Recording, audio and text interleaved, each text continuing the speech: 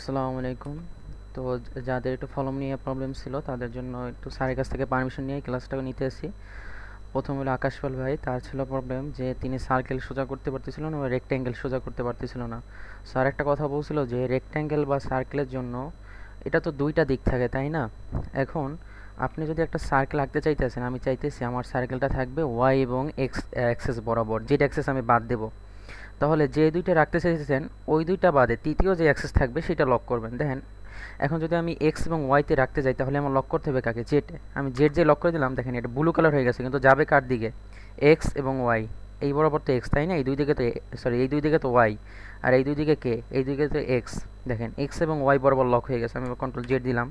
Access কীভাবে দিবেন? ওই যে চারটা বাটন আছে, অনেকে গেম খেলার জন্য ইউজ করে, তীরের মতো চারদিকে চারটা তীর, ওইটা দিয়া। আচ্ছা, এবার আমি চাইতেছি আমার যে এক্স এক্সেরটা এক্স এক্সেস লক থাকবে, ওয়াই এবং জেড বরাবর যাবে। তাহলে আমি কোনটা দিব? আমার বাম সাইডে যেটা আছে এটা লক করে দেবো। দেখেন এই যে যাইতেছে। আর আমার এটা সেন্টার ধরতেছে, অনেকে সেন্টার ধরবে না। কিসের জন্য ধরবে না? স্যারে বলছিল না যে কন্ট্রোল যদি সেন্টার না ধরে কন্ট্রোলে চাপ দেবেন? বিশেষ করে রেক্ট্যাঙ্গেলে ধরে না, সার্কেলে ধরেই ফেলে সেন্টার। সার্কেল সেন্টার দিয়েই হয়, রেক্ট্যাঙ্গেলে সেন্টার ধরে না। ওই সময় হচ্ছে আপনার কন্ট্রোলে চাপ দিলে সেন্টারটা ধরবে। আচ্ছা, যেমন আমি এখন এক্সে চাপ দিয়েছি পর ওয়াই এবং জেড বরাবর আমার যাবে। আমি এটা কাটতে দিয়েছিলাম। আচ্ছা, এবার দেখেন আমি এক্স লক করে দিলাম, এই যে ওয়াই এবং জেড বরাবর যাচ্ছে। এখন আমার এক্স এবং জেড লাগবে, ওয়াই লাগবে না। তাহলে আমি কোনটা বন্ধ করে দেবো? তাহলে আমরা বন্ধ করে দেবো ডান পাশেরটা।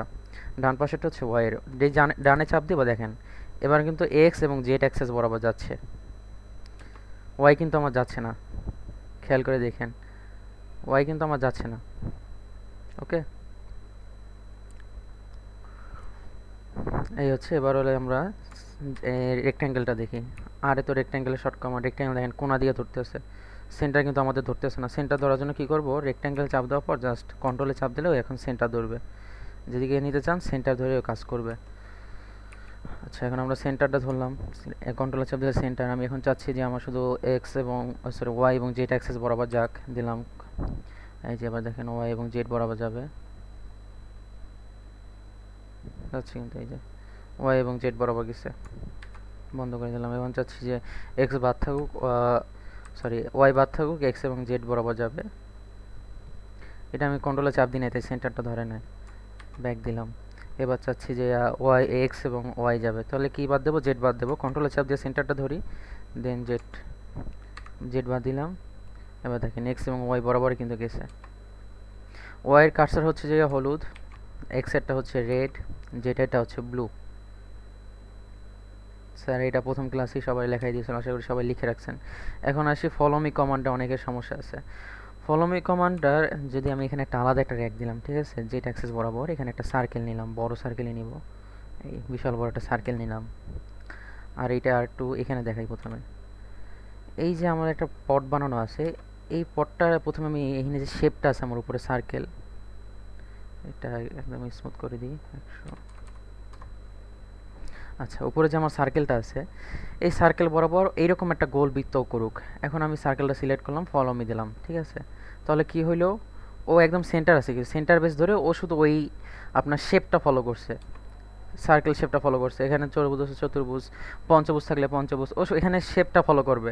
এখন আপনারা অনেকেই প্রশ্ন করছিলেন যে স্যার তাহলে এটার একই শেপ আসলো না কেন? তো দেখেন একই শেপ কখন আসে। আমি এই সাইডে কিন্তু আরেকটা দাগ দিছি, বিশাল বড় সার্কেল। এটা কিন্তু এটার সেন্টারে না, এটা কিন্তু বাইরে, ঠিক আছে। আমি যখন এখন যদি এটার উপর ফলো মি দিতে যাই, তাহলে দেখেন কত বড় একটা ড্রাম হয়ে গেছে, গরুর চারি। এই জন্য সেন্টারে রাখা যখন আমরা সার্কেল ওর শেপ সিলেক্ট করে দেবো, ওই শেপ অনুযায়ী ও ঘুরবে।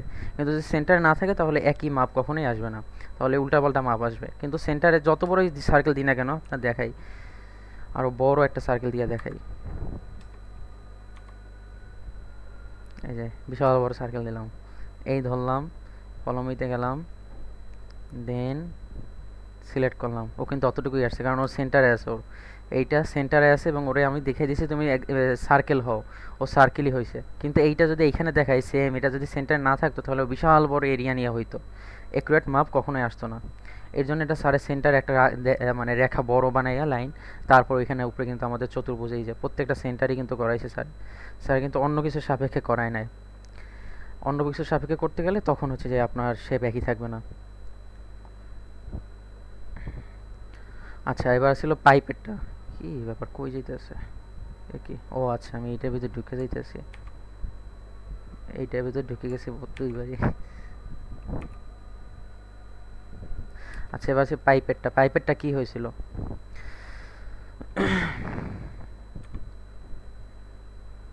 সার্কেল নিলাম, অফসেট নিলাম, ছোট্ট একটা অফসেট, মাঝখানে এটা কাটতে দিলাম। যদি এটা না কাটি একদম সমান যাইবে, তাহলে আর পাইপ হইবে না, সেটাও দেখাই দিই। এক্স দিয়ে এখন দেখেন, আমি প্রথমে লাইনগুলো ধরবো। স্যারে একটা কমার্সে বলছিলাম, মনে আছে যে আমি টপ বানাইছিলাম ওদিনকে, যে আপনি লাইনগুলো ধরে এডস করে দেন। আমি এখান থেকে করে দিয়েছিলাম, এই যে ওয়াইল্ড এজ। এটা করে দিলে দেখেন এখন আমার এটা কিন্তু একসাথে হয়ে গেছে। আমি একটা দলে দুইটা একসাথে সিলেক্ট হইতে আছে।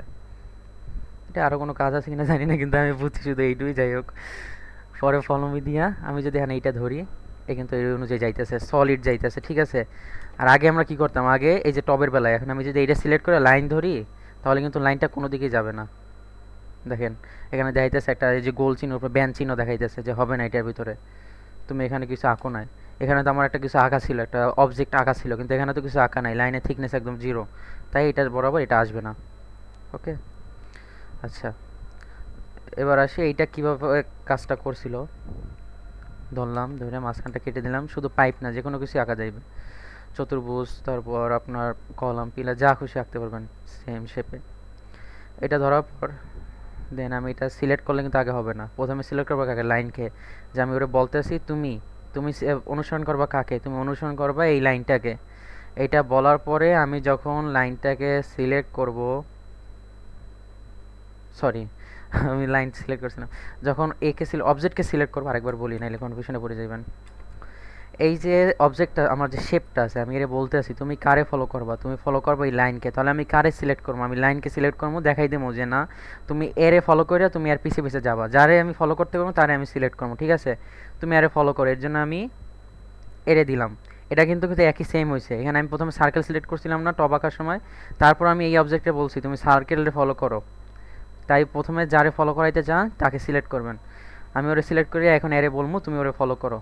ফলো মি কমান্ডে গেলাম, এরে ধরলাম, এ ফলো করলো, দেখেন এল এসে গেল। ওকে, আর স্যারে মেবি লাইনটা দেখাইতে বলছে, এই যে আমি এইমাত্র যে লাইন দুটো জোড়া দিয়ে দিলাম এরকম ধরেছে। তারপর কি করলাম জানি, ওয়াইল্ড এজ করলাম। যে এটা করার কারণ মেবি এখানে একটা জয়েন্টের মতো আসছে, এখন সেটা আসতেছে না, একদম স্মুথ আসতেছে এই জায়গাটা। এই জন্য মেবি স্যার এইটা আমার একত্রে করতে বলছিল ওই সময়। এই হচ্ছে ফলো মির ফুল কমান্ড। সার্কেলের জায়গায় যদি আমি এখন এখানে একটা চতুর্ভুজ দিই, তাহলে একই কাজ করবে। হুম, আচ্ছা, এটা আব্বস ছিল, যাই হোক। আচ্ছা, এখানে রেক্ট্যাঙ্গেলটা দেখাই। রেক্ট্যাঙ্গেল ধরলাম, কন্ট্রোলে চাপ দিলাম, সেন্টার আসলো, ঠিক আছে। এখানে অ্যাক্সেস লক করতে হবে, তো অ্যাক্সেসটা লক করি। আমি কোন অ্যাক্সেস লক করছি কেউ বলতে পারবেন? এক্স এবং ওয়াই নিতে চাইলে আমি কারে লক করবো? জেডকে লক করবো। আমি জেডকে লক করে দিছি, এখন দেখেন এরকম আসছে। এখন আমি যদি এখানে একটা ডায়া দিয়ে দিই, করে দিই, 3 ফিট দিলাম, একটা দিলেই হয়। আচ্ছা, বাইশে পড়ছে। এবার আমি ওরে কী করবো, অফসেট থেকে কেটে দিলাম, আন্দাজি কাটলাম, মাপ দিই নাই। তারপর এর এখন ফলো করবো কারে, ফলো করবো লাইনকে। প্রথমে লাইনে সিলেক্ট করলাম, সিলেক্ট করার পরে আচ্ছা, আমি এইমাত্র ব্যাগ কন্ট্রোল জেড দিছি, পর সবে চলে গেছিলাম মেবি, আবার করি,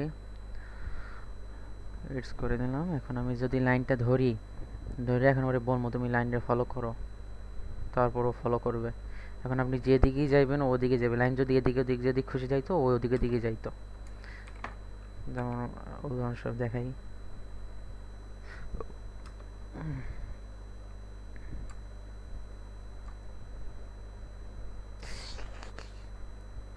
খাড়া দিছি।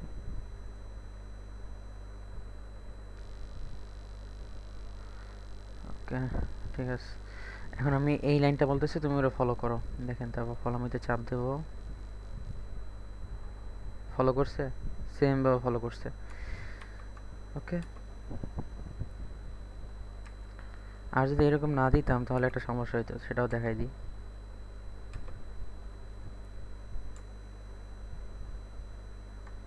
এখন যদি এরকম তুমি ওরা ফলো করো, এটা কি হইলো, এক মিনিটের ছোট বানান লাগবো।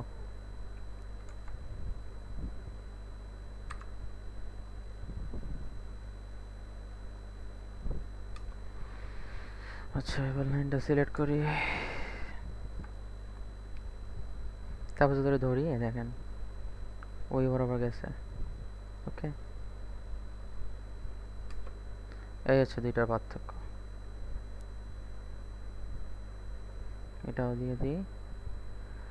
আশা করি আর কোনো সমস্যা নাই। কারো কোনো যদি থাকে তাহলে আবার বলবেন। আর এই যে লাইনটা যে সিলেক্ট একসাথে একটা বানাইছিলাম, যে কি জানি নামটা ভুলে গেলাম, দাঁড়ান। লাইন সিলেক্ট করে তারপর বলতে হবে। লাইনটা আর একটা লাইন লাগবে, দুইটা লাইন লাগবে।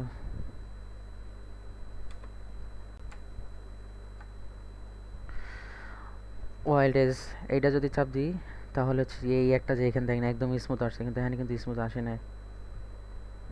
এখানে কিন্তু আলাদা হয়ে গেছে, একত্রে নাইও। এখন যদি আমি ওরা যদি একত্রে করতে চাই, আমি যদি এখানে যে একটা টানছিলাম এই তিনটা যদি এখন করে দিই এখান থেকে ওয়াইল্ড এজ, তাহলে এখন যদি আমি একটা ধরি তিনোটা একসাথে সিলেক্ট হয়ে যাবে। দেন আমি যদি ফলো মি দিই, দেখেন এখানে কিন্তু ওই একটা আসে না, স্মুথ আসছে একদম। ওকে, আশা করি আর কারো কোনো প্রবলেম নাই। আর এটা তারই ফলো করবে যে এর সেন্টারে একদম সেন্টার বরাবর থাকবে, ওই শেপ অনুযায়ী ও চলবে। তাহলে ওর আকার কোনো বিকৃতি হবে না, যে আকারই আছে ওই আকারই ঘুরবে। কিন্তু ওর যদি আমি যদি ওরে ফলো করতে গিয়ে অন্য কারো সাপেক্ষে, যে কিনা ওর সেন্টারে নেই, অন্য কোনো দূরে আছে, তাহলে ও যে কোনো আকার আসতে পারে, ওইটার সাপেক্ষে ওই অনুযায়ী ও গণনা করে ওই আকারে আসবে। যেমন আপনার দেখাইলাম বিশাল বড় একটা চারির মতো হয়ে গেছে।